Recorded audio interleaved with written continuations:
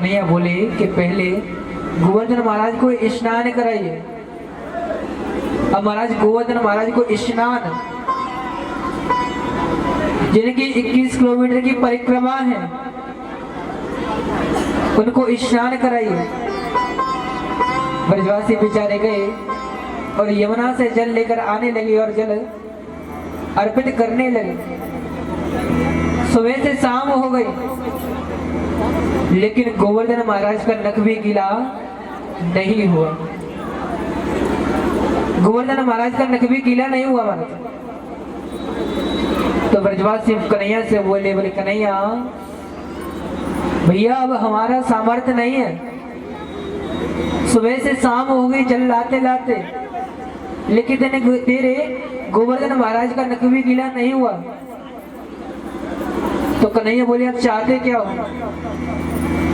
बोले हम ये चाहते हैं कि जल यहीं पर आ जाए।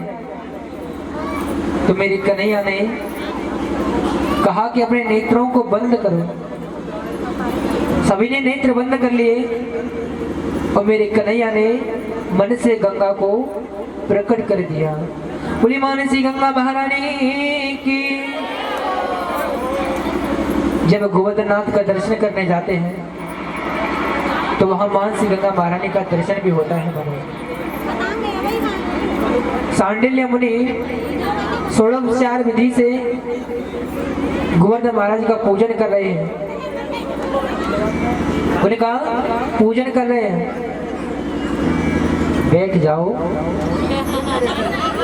अभी थोड़ा बैठ जाइए।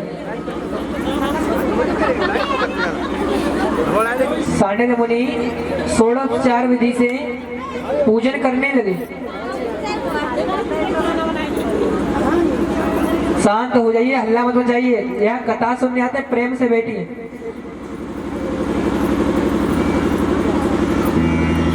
आज उस विधि से पूजन प्रारंभ हुआ महाराज। तो नंद बाबा बोले कि अब लाला क्या किया जाए? तो कन्हैया कहते कि अब गोवर्धन महाराज को भोग लगाइए।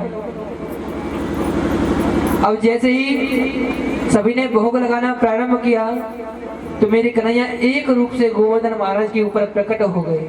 बोले गोवर्धन महाराज की। एक रूप से कन्हैया प्रकट हो गए। अब सभी ब्रजवासी प्रेम से भोग लगा रहे हैं महाराज। मेरे गोविंद भोग लगा रहे हैं। एक दिन हुआ, 2 दिन हुए, दूसरे दिन शाम को कन्हैया के मित्र मधुमंगल कन्हैया से बोले कन्हैया भैया तेरे गोवर्धन महाराज तो हमें लगता है काफी समय से भूखे ही बैठे हैं। देखियो तो लाला कैसे चारों हाथन से भोजन पा रहे हैं। अरे भैया आराम से भोजन कर ले, हम मड़े थोड़े ही ना कर रहे हैं, प्रेम से भोजन करें। अब महाराज तीसरा दिन प्रारंभ हुआ, शाम हुई तो मधुमंगल कन्हैया से बोले कन्हैया भैया अब तो हमें ऐसा लगता है कि तेरे गोवर्धन महाराज प्रसाद भी ना छोड़ेंगे, सब भोजन कर जाएंगे। तो कन्हैया कहते हैं बोले भैया चिंता क्यों करते हो, प्रसाद भी मिलेगा। सभी ने गोवर्धन महाराज का बड़े प्रेम से पूजन किया, उनको भोग लगाया और जोर से जयकारा लगाया। बोल गोवर्धन महाराज की जय हो। जोर से जयकारा लगाया और ये ध्वनि इंद्र के पास पहुंच जाती है महाराज। जब इंद्र को सैनिकों द्वारा पता चला कि इंद्र की पूजा बंद हो गई है तो इंद्र ने मेघमालाओं को भेजा और कहा कि जाओ और पूरे ब्रजमंडल को बहा दो, पूरे ब्रजमंडल को बहा दो। जोर से बरसात होने लगी महाराज, बिजली कड़कने लगी जोर से।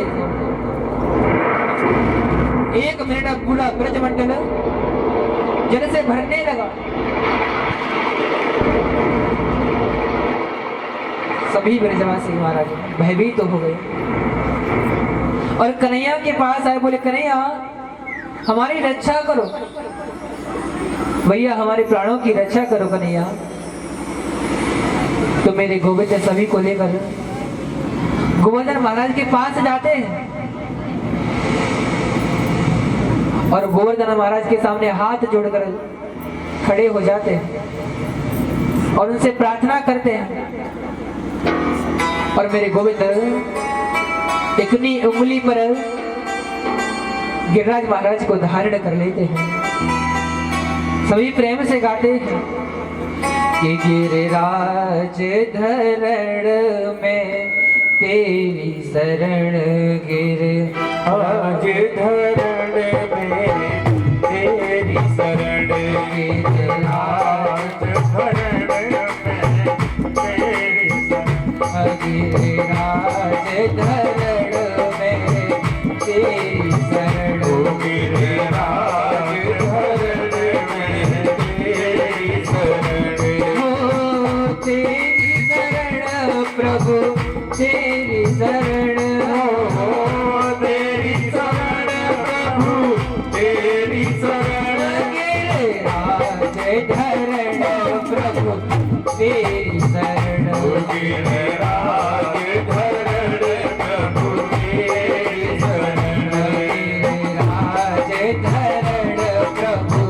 तेरी शरण गिरिराज धरण प्रभु तेरी शरण। आज सभी ब्रजवासी हाथ जोड़कर कहते हैं कि प्रभु हमारी रक्षा करो। और मेरे गोविंद अपने नख पर गिरिराज को धारण कर लेते हैं। 7 दिन तक लगातार वर्षा होती रही महाराज। आज जैसे ही इंद्र को पता चला कि आज ये साक्षात नारायण है, साक्षात नारायण का स्वरूप है,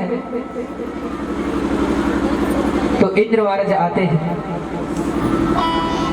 आज कथा का यही विश्राम करेंगे। सही भक्त प्रेम से गोवर्धन महाराज का पूजन करेंगे, आरती करेंगे और कल कथा समय पर प्रारंभ करेंगे। बोले राधे राधे।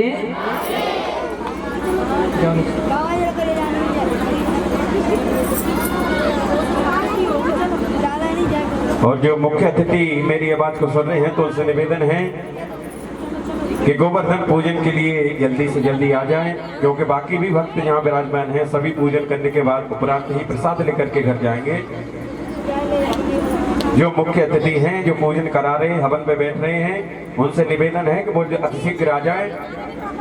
गोवर्धन पूजन करने के उपरांत सभी भक्त पीछे से पूजन करेंगे।